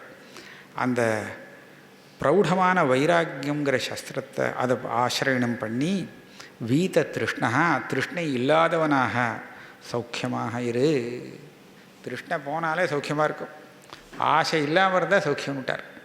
ஆசை இல்லாததுனால தான் அந்த ஆனந்த மீமாம்சான்னு ஒன்று தைத்திரியத்துலேயும் வருது. ஆமாம், இந்த பிருகதாரண்யத்துலையும் வருது. தைத்திரியத்தில் தான் கொஞ்சம் விஸ்தாரமாக வருது. தைத்திரிய உபநிஷத்தில் மனுஷனுடைய ஆனந்தம் அதை விட 100 மடங்கு 100 மடங்கு 100 மடங்குன்னு பெருக்கிட்டே போகிறதோ இல்லையோ. அதுக்கு காரணம் என்னன்னு கேட்டால் அங்கே எல்லாமே ஆசை குறைவு தான். இதில் ஆசை இல்லை. அகாமஹ தஸ்ய அப்படின்னு ஒரு பதம் அதில் வந்துகிட்டே இருக்கும். இந்த இதில் எனக்கு ஒன்றும் ஆசை இல்லையே அப்படின்னு சொன்னால், அப்படின்னா இதை விட உனக்கு 100 மடங்கு சௌக்கியம் அப்படின்ட்டார். இதை விட 100 மடங்கு சௌக்கியம். எப்படி 100 மடங்கு? என்னமோ ஒன்றும் கிடைக்கல. இந்த விஷயம் எனக்கு வேணும்னு ஆசைப்பட்டேன்னா எனக்கு சௌக்கியம் குறைஞ்சி போயிடும், அது கிடைக்காட்டா இல்லையா. இப்போ அதில் எனக்கு ஆசையே வரலேன்னு சொன்னால் 100 மடங்கு க்ஷேமம், சௌக்கியமாக இருக்கேன். அதுதான் அதில் உள்ள ஒரு விசேஷம். அதான் சொல்கிறார் மேலே. திருஷ்ணாமாத்திராத்மகோ பந்தः தன்னாசோ மோக்ஷः உச்சியதே பவ அசம்சக்தி மாத்திரேன பிராப்தி துஷ்டின்னு இருக்குது. பிராப்த துஷ்டிகி இருக்கலாம் போல இருக்குது. பிராப்த துஷ்டிகி முகுர்முகு, அதுவும் அர்த்தம் சரியாக வரும்னு தோன்றுறது. இந்த பந்தங்கிறது என்ன? ஆசைதான் பந்தம், வேறு ஒன்றுமே இல்லை. திருஷ்ணா மாத்திராத்மகோ பந்தா. திருஷ்ணா ஆசை, ஆசைங்கிறது இல்லை அப்படின்னு சொன்னால் தன்னாசா மோக்ஷ உச்சதே, இதுதான் மோக்ஷம். அதனால் நீ எப்படி இருக்கணும் அப்படின்னு கேட்டால், பவ அசம்சக்தி மாத்திரேன பிராப்த துஷ்டிகி முகுர்முகு. இங்கே ஒரு விசேஷம் என்னென்னா, ஆசைப்பட்ட விஷயம் எதுக்காக ஆசைப்படுறது? ஒரு விஷயத்தை ஒருத்தன் ஆசைப்படுறான்னா எதுக்காக ஆசைப்படுறான்? அது மூலமாக எனக்கு சந்தோஷம் வரணுங்கிறதுக்காக தானே. இது எதுக்காக நீ ஆசைப்படுறேன்னா, இது கிடைச்சா எனக்கு இன்னும் சந்தோஷமாக இருக்கும் அப்படிங்கிறதுக்காக தான் ஆசைப்படுறான். ஆனால் இவர் என்ன சொல்கிறார், அந்த ஆசையை விட்டுடுவோன்னு. ஆசையை விட்டால் சந்தோஷமாக இருக்குங்கிறார். என்ன? பவ அசம்சக்தி மாத்திரேன பிராப்த துஷ்டிகி. அந்த ஆசை அப்பப்போ நிவர்த்தி ஆகிடும், போயிடும். முகுர்முகு, திருப்பி திருப்பி அந்த ஆசையை இல்லாமல் அந்த ஆசா விஷயத்தில் அசங்கமாக இருந்து கொண்டு அசம்சக்தியை செய்து கொண்டு நீ பிராப்த துஷ்டிகி சந்தோஷத்தை அடைந்தவனாக இரு. பவ பிராப்த துஷ்டிர் பவ அப்படின்னு நான் பண்ணுறது இப்படி இருக்கலாம் அப்படின்னு. இவர் ஏதோ பிராப்திகி துஷ்டிகி அப்படின்னு சில இடத்துல இருக்குதுன்னு போட்டிருக்கார். பிராப்தி துஷ்டிகி அந்த ஏதோ நான் அடைந்த ஆத்ம பிராப்தியால் வந்த சந்தோஷம் அப்படிலாம் சொல்கிறார். அது இல்லவே இல்லை. எனக்கு என்ன தோன்றதுன்னா, இந்த திருஷ்ணா போனாலே நமக்கு பெரிய சந்தோஷம். மகாபாரதத்துலேருந்து ஒரு ஸ்லோகத்தை ஆச்சாரியால் எடுத்திருக்கார். திருஷ்ணாக்ஷய சுகசைத்தே நார்ஹத ஷோடசீம் கலாம் அப்படின்னு. எது தெரியுமா? பூர்வார்த்தம் சொல்கிறேன். யச்ச காமசுகம் லோகே யச்ச திவ்யம் மகத் சுகம்.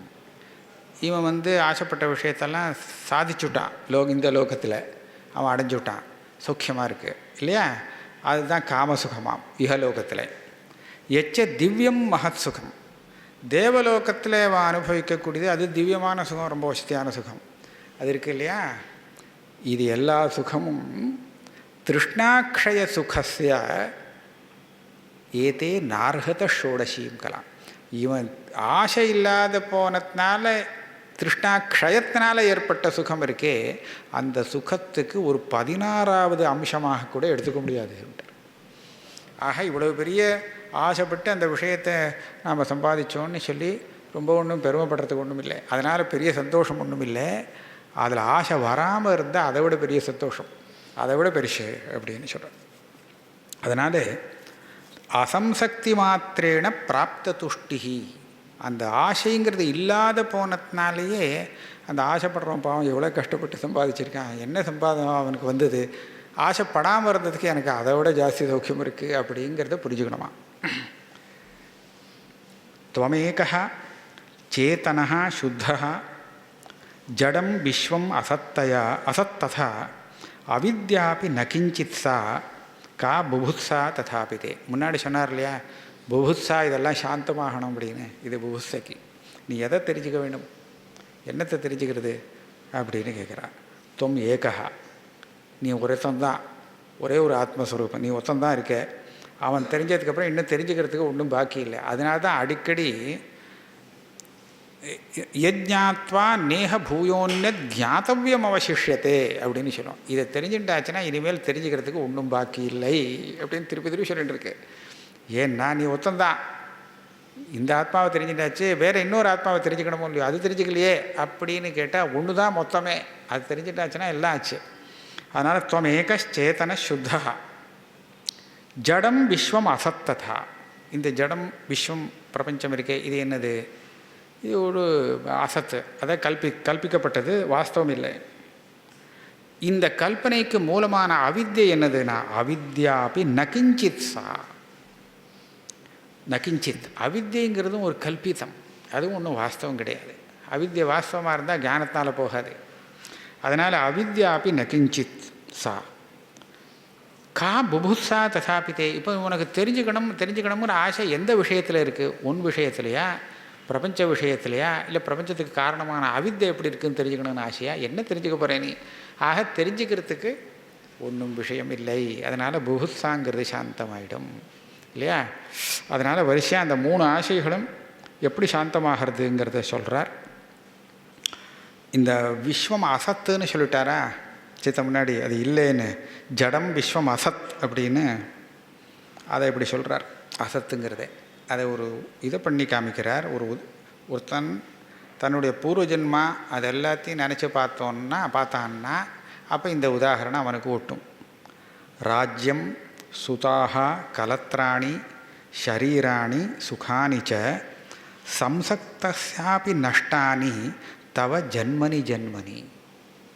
நீ ரொம்ப ஆசைப்பட்டுருக்கே, அதோட ஆசக்தியோடு இருக்கியே, ஆசக்தியாக இருந்ததுக்காக இதெல்லாம் உனக்கு விட்டு போகாமல் கூடவே இருக்கிறதா? இல்லை. அப்போ அசங்கமாயிருன்ற.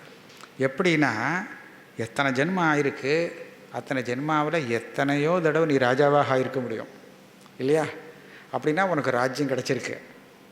எங்கே இருக்குது அந்த ராஜ்யம்? எங்கே போயிடுத்த இல்லையா?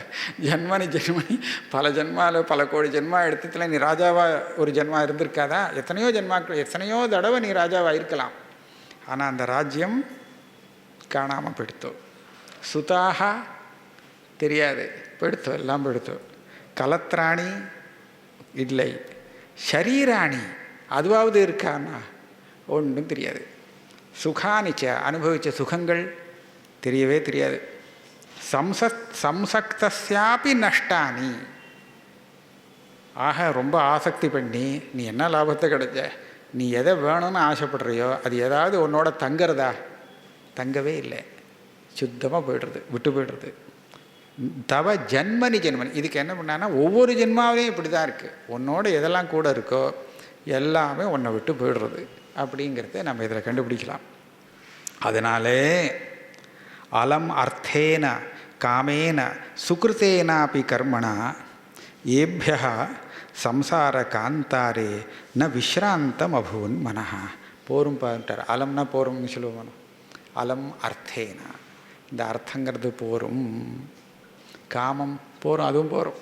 ஏன்னா இது ஒன்று என்னை சாந்தப்படுத்த முடியலை. சுகிருத்தேனாபி கர்மணா, நிறைய சுகிருதம் தர்மம் பண்ணிட்டே இருக்கேன், அது கூட போரும். ஏன்னா இதுகள்லாம் என்ன பண்ணிது என்னன்னு சொன்னால், இந்த சம்சாரங்கிற இந்த அரண்யத்தில் என்னை விழ வச்சதே தவிர்த்து என்னை இதுலேருந்து சாந்தப்படுத்தலையே இல்லையா? ஏபியா சம்சார காந்தாரே ந விஸ்ராந்தம் அபூத் மனஹா. இதனால் என்னுடைய மனசுக்கு ஒரு சாந்தி கிடைக்கலையே. ஆகையால் இதெல்லாம் போரும். இதுதான் வைராக்கியம், வைத்ருஷ்ணியம்.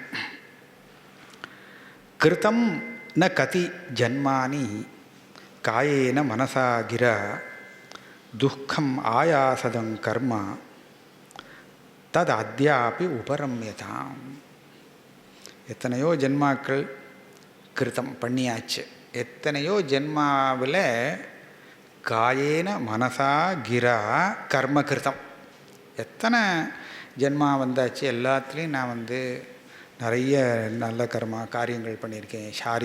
சரீரத்தினால நல்லது பண்ணியிருக்கேன், மனசனால் பண்ணியிருக்கேன், வாக்குனால் பண்ணியிருக்கேன். இது 3 திரிகரணம்னு சொல்லுவோம் மனம். இந்த திரிகரணத்தை உபயோகப்படுத்தின எத்தனையோ விஷயங்கள்லாம் பண்ணியாச்சு. துக்கம் ஆயாசதங் கர்மா, கஷ்டப்பட்டு பண்ணியிருக்கேன்.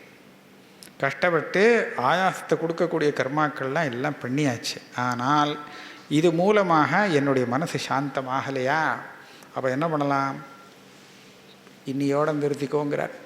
உபரம்யதாம், இனிமேல் இது என்னத்தை சாந்தப்படுத்தப்படுது? இத்தனை ஜென்மா பண்ணியாச்சு, இதை நம்மளை சாந்தப்படுத்தலைன்னு சொன்னால் அப்போ இது நம்மளை சாந்தப்படுத்தாதுன்னு தீர்மானம் பண்ணி பேசாமல் விலகிக்கோங்கிறார்.